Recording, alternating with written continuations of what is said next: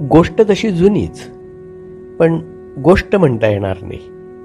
लेखक दिवाकर बुरसे, पुणे. काही गोष्टी एकदा सांगून भागत नाही, त्या वरचेवर वारंवार सांगाव्या लागतात. त्यातलीच ही एक गोष्ट, तशी जुनीच, पण हिला गोष्ट म्हणता येणार नाही. माझं एक निरीक्षण आहे. सामान्यतः सर्व गझलकार आपल्या मराठी रचनांमध्ये नेहमी काही उर्दू शब्द न चुकता पेरतात असंच म्हणतो मी. असं का? त्यांना पर्यायी मराठी शब्द सापडत नाहीत की उर्दू शब्दांचा उपयोग केल्याखेरीज आपली रचना गझल आहे हे सिद्ध करायला दुसरं साधन गवसत नाही? त्यांची नक्की काय मानसिकता असावी? त्यांच्या अभिव्यक्तीला कोणती मर्यादा पडावी? गझल हा उर्दू भाषेतील कवितेचा एक लोकप्रिय आकृतिबंध आहे, एवढंच. पूर्वी इंग्रजी वाङ्मयातील सॉनेट हा काव्यबंध सुनीत या नावानं मराठीत आणण्याचा प्रयोग झाला आहे. तसंच गझलचं झालं असं म्हणता येईल.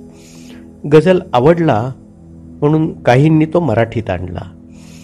अलीकडे कविवर्य स्वर्गीय सुरेश भटांनी त्याचा फार सुंदर उपयोग केला आणि त्यांच्या गझलांना अमाप लोकप्रियताही मिळाली.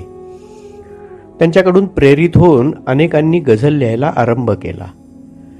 सध्या मराठीत गझल बऱ्यापैकी लिहिली जाते. कोणत्याही मराठी संस्कृतोद्भव भाषेत गझल लिहिता येते, नवे लिहितातच. त्यासाठी संस्कृत मराठी भारतीय छंदशास्त्रातील लोकप्रिय वृत्त छंदाचीच निवड केलेली असते. पण त्यात मधून उर्दू शब्द काय असतात? उर्दू शब्दांना टाळून गझल सहज लिहिता येऊ शकते. उर्दू फारसी शब्दांची उसनवारी करण्याची अजिबात आवश्यकता नाही असं मला तरी वाटतं. त्यासाठी मराठी भाषा सक्षम आहे. या भाषेत कुठेही जरासेही न्यून नाही. मराठी लिहिताना या मातृभाषेविषयीचा अभिनिवेश मात्र लेखक कवीला असायला हवा. गझलच नव्हे तर सर्व मराठी वाङ्मयात परकीय शब्द जागोजागी आढळतात. केवळ उर्दूच नव्हे, इंग्रजी शब्दांचीही अशीच रेलचेल झालेली दिसते. हे माझं आणि नवनिरीक्षण नाही, इतरांचंही आहे. हे परभाषेतील शब्द वाक्प्रचार आपल्या इतके अंगवळणी पडले आहेत की ते आता आपलेसेच वाटू लागले. त्यामुळे सगळी भाषा प्रदूषित झाली आहे. यावर काही जण अर्थात उलट भाषा समृद्ध झाली आहे असाही युक्तिवाद करतात. हेच ते अभद्र भाषा प्रदूषण.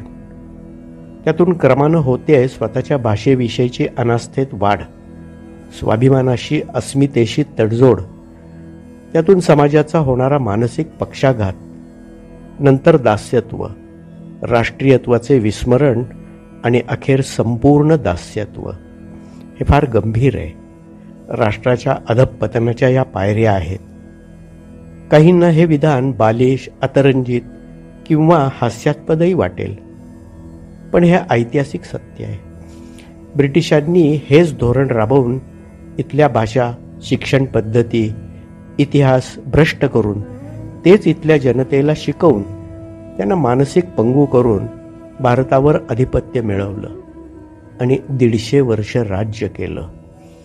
या भाषाभिमानामागचं नेमकं तत्व ओळख, त्याचं महत्त्व जाणून आपल्या जाणत्या राजानं छत्रपती शिवाजी महाराजांनी राज्याभिषेकानंतर प्रथम भाषाशुद्धीचं कार्य हाती घेतलं.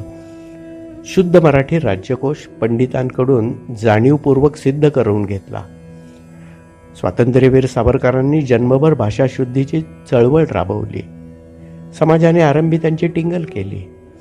पुरोगामी विचारसरणीच्या विद्वानांनी, साहित्यिकांनी टर उडवली, हेटाळणी केली, वाद घातले, त्यांना फिदीविदी हसले. पण तात्याराव आपल्या सिद्धांतावर ठाम होते. मराठी साहित्यकारांना पछाडलेला मानसिक न्यूनगंडातून मुक्त करण्यासाठी या एका अभिनिवेशातून त्यांनी मराठीला शेकडो नव्या सुटसुटीत अशा शब्दांची देणगी देऊन मराठी भाषेचं शब्दभांडार समृद्ध केलं आणि सप्रमाण सिद्ध केलं की मराठी ही एक समृद्ध भाषा आहे. आमच्या गझलकारांना उर्दू शब्दविरहित गझल का लिहावीशी वाटत नाही? आम्हाला परकीय शब्दांना टाळून शुद्ध मराठी का लिहावेसे वाटत नाही? आपण याचा कधी विचार करणार? कधी सुधारणार आपण? लेखक दिवाकर बुरसे, पुणे.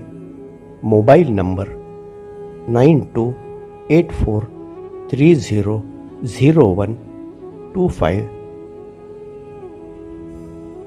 अभिवाचन अनिल खडके. Mobile number 9822004242.